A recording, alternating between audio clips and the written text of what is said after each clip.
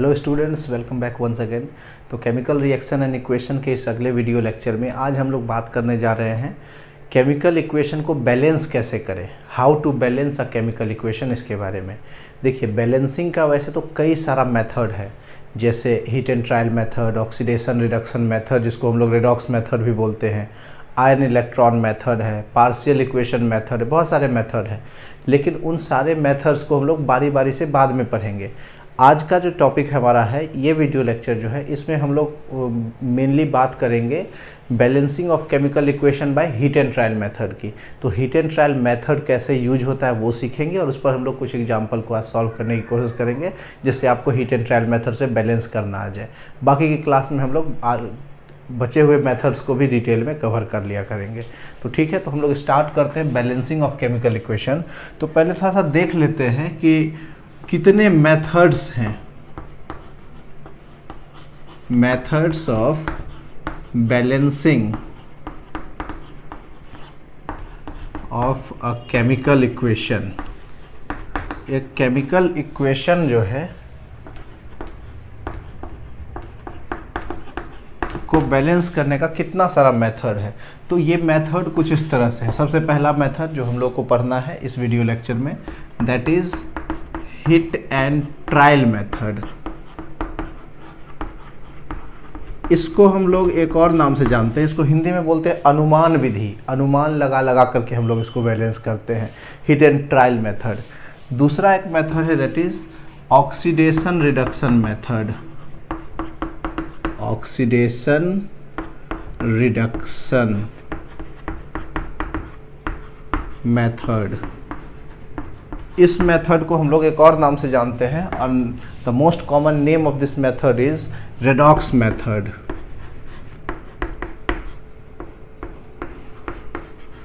तो इसको redox method के नाम से भी जानते हैं। तो जब हम लोग रेडॉक्स रिएक्शन पढ़ेंगे तो उस लेक्चर में हम लोग रेडॉक्स मेथड से बैलेंसिंग को भी सीख लेंगे।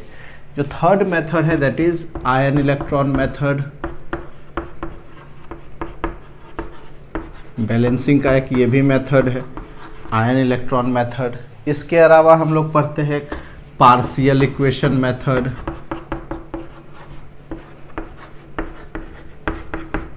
Partial equation method. तो आने वाले वीडियो लेक्चर में हम लोग इन चारों ही मेथड्स को कवर करेंगे। लेकिन आज का जो ये वीडियो लेक्चर है, इसको चूँकि वीडियो बहुत लंबा ना हो जाए, इसलिए हम लोग इस पर हीट एंड ट्रायल मेथड के बारे में ही सिर्फ बात करेंगे। तो आइए हम लोग हीट एंड ट्रायल मेथड देखते हैं कैसे काम करता है और कैसे इस मेथड से हम लोग बैलेंस करते हैं। चलिए इस मेथड को हम लोग शुरू करते हैं, हीट एंड ट्रायल मेथड को। तो इस मेथड से हम लोग एक इक्वेशन को बैलेंस करने की कोशिश करते हैं। तो जैसे हमारा यही रिएक्शन है, H2 plus Cl2 gives HCl। अच्छा, ये एक मेंशन किया जाता है कि जो सब्सटेंस है, चाहे वो रिएक्टेंट है चाहे वो प्रोडक्ट है, वो किस फॉर्म में पाए जा रहे हैं। तो ये मेंशन करना ऐसे तो ज़रूरी होता है, लेकिन आप कुछ देर के लिए इसको इग्नोर भी कर सकते हैं। तो जैसे मैंने यहाँ लिख दिया कि हाइड्रोजन गैसियस फॉर्म में पाया जा रहा है, क्लोरीन गैसियस फॉर्म में पाया जा रहा है, और ये HCl जो है ये गैस के फॉर्म में है। हालांकि HCl एसिड भी होता है, लेकिन जब उसको वाटर में डिज़ोल्व करें तो अगर वाटर में डिज़ोल्व एसिड है तो यहाँ पर हम लोग एक्वस लिखते हैं, AQ। फिलहाल ये एसिड ही है, फिलहाल ये मतलब गैस ही है, HCl गैस ही है। तो आइए इसी से हम लोग स्टार्ट करते हैं। अच्छा, बैलेंसिंग का एक दो रूल जो है जिसको हम लोग पहले सीख लेते हैं हीट एंड ट्रायल मेथड के लिए। हालांकि ये अनुमान विधि है तो बहुत ज़्यादा काम नहीं आएगा, प्रैक्टिस से ही सीख पाएंगे, लेकिन एक दो फिर भी रूल है जिसको आप ध्यान रखेंगे। पहला रूल ये है कि बैलेंसिंग हम लोग उस एटम से स्टार्ट करते हैं जो सबसे कम होता है, मतलब एक्सेप्ट ऑक्सीजन एंड हाइड्रोजन, क्योंकि जनरली रिएक्शन में ऑक्सीजन और हाइड्रोजन सफिशिएंट अमाउंट में होते हैं, ज़्यादा अमाउंट में होते हैं उनके एटम्स। तो generally except oxygen and hydrogen हम लोग बैलेंस वहाँ से करना स्टार्ट करते हैं, क्योंकि वो कम पाया जाता है। उसके बाद फिर पहले हम लोग ऑक्सीजन बैलेंस करते हैं, देन वी बैलेंस हाइड्रोजन, और तब फिर उसको हम लोग एक बार चेक कर लेते हैं। तो कुछ उसी बेसिस पर हम लोग एग्जाम्पल लेकर के देखते हैं। जैसे ये H2 plus Cl2 gives HCl, इसको हम लोग बैलेंस करते हैं। पहली बात चेक कर लिए बैलेंस है कि नहीं। तो हीट एंड ट्रायल मेथड से बैलेंस करने में इस बात का ध्यान रखना होगा आपको कि इसमें हम लोग सबसे पहले तो ये मेंशन कर दें कि कौन कौन सा सब्सटेंस गिवन है। तो इसमें रिएक्टेंट और प्रोडक्ट हम लोग लिख लेंगे। रिएक्टेंट में कौन कौन सा एलिमेंट है, तो हाइड्रोजन है एंड क्लोरीन है। ध्यान रहे किसी भी रिएक्शन में जो एलिमेंट रिएक्टेंट में पाए जाते हैं वही एलिमेंट ही प्रोडक्ट में भी पाए जाते हैं, ना तो ज़्यादा एलिमेंट ना ही कम एलिमेंट। अब उसका अमाउंट जो भी हो, मतलब नंबर ऑफ एटम जितने भी हो, कंपोजिशन उनका जो भी हो, लेकिन एटम वही पाए जाएंगे। तो इधर भी hydrogen and chlorine he present है। अब कितने number of hydrogen atom and chlorine atom reactant side में है, तो यहाँ देखिए हाइड्रोजन के 2 एटम हैं and there are 2 atoms of chlorine also in the reactant side. When we talk about the product side, then there is 1 hydrogen atom and 1 chlorine atom is present in the product side. तो अब आप जैसा कि देख पा रहे हैं hydrogen reactant में 2 है, क्लोरीन भी 2 है, लेकिन प्रोडक्ट साइड में हाइड्रोजन बस एक ही है और क्लोरीन एक ही है। तो ये बैलेंस नहीं है, तो इसको हम लोग बैलेंस करते हैं। कैसे करेंगे, तो देखिए जैसे क्लोरीन 2 है, यहाँ क्लोरीन एक ही है, तो इसको बैलेंस करने के लिए अगर हम लोग यहाँ 2 कर दें तो 2 कर दे, तो 2 करने के लिए क्या करना होगा, तो ये जो रिएक्शन लिखा हुआ यहाँ पर कोफिशिएंट वैल्यू अभी कुछ नहीं तो 1 है, तो इसको हम लोग 2 कर देते हैं। तो जैसे ही हम लोग यहाँ 2 करेंगे तो हाइड्रोजन भी बढ़ गया 2 हो गया, और यहाँ तो 2 है ही, तो ये रिएक्शन बैलेंस हो गया। अब जब ये बैलेंस हो गया तो इसको हम लोग लिख लेंगे कि H2 + Cl2, अब इक्वल टू का साइन देंगे, क्योंकि पहले एरो था, ये बैलेंस नहीं था, अब ये बैलेंस हो चुका है, तो इक्वल टू का साइन लिख करके हम लोग लिखेंगे 2HCl। Now this reaction is balance, this equation is balance now. इसी तरह से एक दूसरा एग्जाम्पल लेते हैं, जैसे CH4 + O2 gives CO2 + H2O। जैसे अब हम लोग इसको चेक करें ये बैलेंस है कि नहीं, तो कैसे चेक करेंगे, फिर से वही स्टेप पहले पार्ट में हम लोग रिएक्टेंट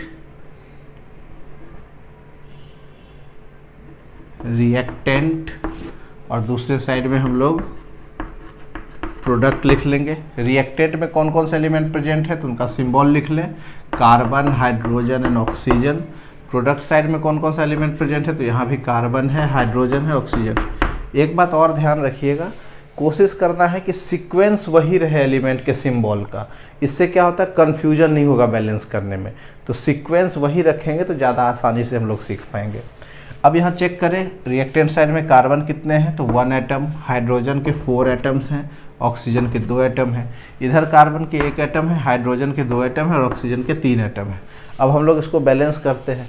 तो अभी मैंने रूल आपको सिखाया कि पहले कोशिश करना है कि non oxygen and hydrogen atom को बैलेंस कर ले, देन ऑक्सीजन देन हाइड्रोजन।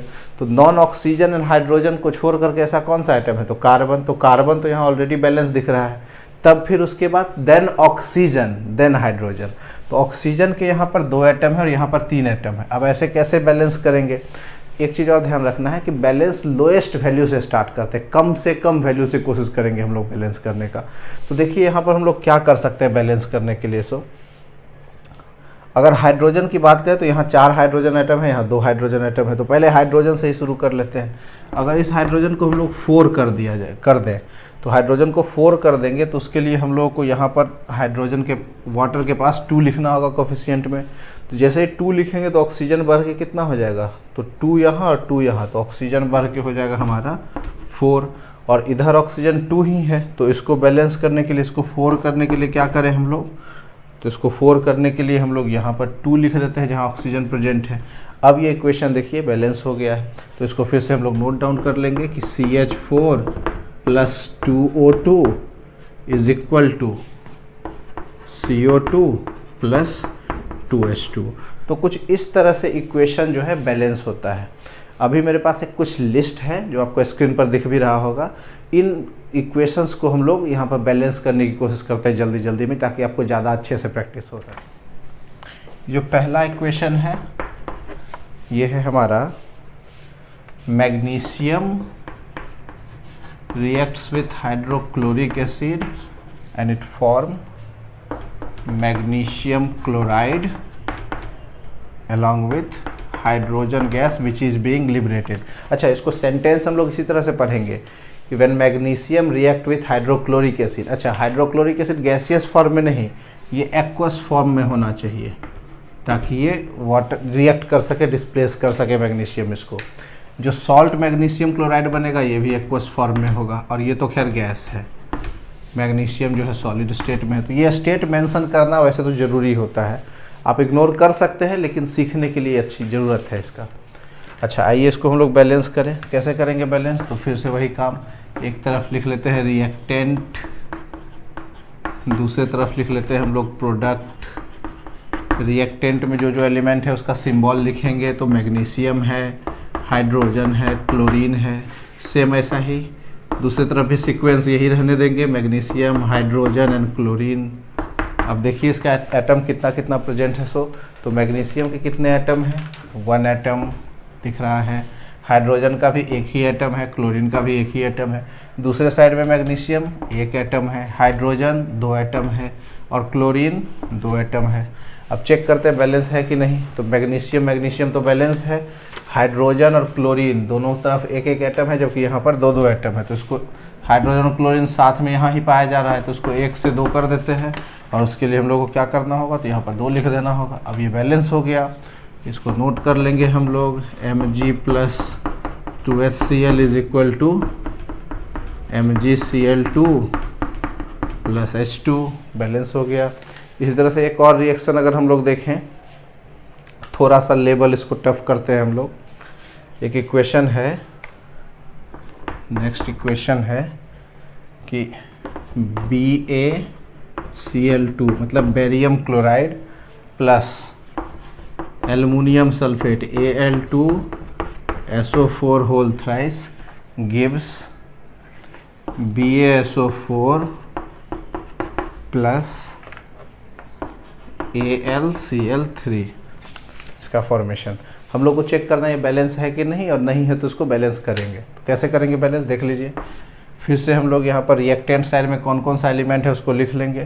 तो एक है barium, the second one is chlorine, then aluminium, then sulphur and then oxygen. यही सारा एलिमेंट प्रोडक्ट साइड में भी होगा। तो प्रोडक्ट साइड में देखें, यहाँ पर भी बेरियम है, क्लोरीन है, एल्युमिनियम है, सल्फर है एंड ऑक्सीजन है। कितने बेरियम हैं? तो बेरियम का 1 एटम है, क्लोरीन का 2 एटम है, एल्युमिनियम के भी 2 एटम हैं, सल्फर के देखिए होल 3, इसका मतलब सल्फर 3 है और ऑक्सीजन 4 × 3 12 है। तो सल्फर के 3 एटम हैं, ऑक्सीजन के 12 एटम्स हैं। इधर बेरियम 1 एटम है, क्लोरीन 3 एटम है, एल्युमिनियम 1 एटम है, सल्फर 1 ही एटम है और ऑक्सीजन 4 एटम है। अब चेक करें ये बैलेंस है कि नहीं। तो बेरियम बराबर है, क्लोरीन यहाँ 2 है, यहाँ 3 है, एल्युमिनियम यहाँ 2 है, यहाँ 1 ही है, सल्फर यहाँ 3 है, यहाँ 1 ही है। तो चलिए हम लोग शुरू करते हैं इसमें, एल्युमिनियम मेटल से ही स्टार्ट करते हैं। एल्युमिनियम का 1 एटम है, यहाँ 2 एटम है। तो इसको बैलेंस करने के लिए हम लोग क्या करें, यहाँ पर भी एल्युमिनियम को 2 कर सकते हैं। तो 2 करने के लिए हम लोग को क्या करना होगा, यहाँ 2 लिख दें। तो जैसे यहाँ 2 लिखेंगे तो क्लोरीन बढ़ के हो गया 6, क्लोरीन 6 हो गया। अब इधर को क्लोरीन को 6 करना है हम लोगों को, तो उसके लिए क्या करेंगे, तो यहाँ 3 लिख देंगे। जब 3 लिख देंगे तो इधर भी क्लोरीन हो गया हमारे पास 6, लेकिन बेरियम भी बढ़ के हो गया 3। अब इधर हमको बेरियम को 3 करना है, तो उसके लिए क्या करें हम लोग, तो यहाँ पर 3 अगर लिख दें तो ये 3 हो गया। तो अब सल्फर भी बढ़ गया, कितना 3 हो गया सल्फर, और ऑक्सीजन 12 हो गया। इधर सल्फर 3 है ही और ऑक्सीजन 12 है, तो ये इक्वेशन बैलेंस हो गया। अब इसको हम लोग बैलेंस के फॉर्म में लिख सकते हैं। तो कुछ इस तरह से हम लोग इक्वेशन को बैलेंस करते हैं। आई होप आपको समझ में आया होगा। ये कुछ क्वेश्चंस हैं, इसको आप बैलेंस करने का कोशिश कीजिए। अगर आपसे बन जाए तो अच्छी बात है, ना बने तो आप कमेंट में आप क्वेश्चन पूछ सकते हैं। मैं कोशिश करूँगा कि आपको उसका आंसर बता सकूँ। मिलते हैं नेक्स्ट वीडियो में, जुड़े रहिए। बहुत बहुत आभार, धन्यवाद।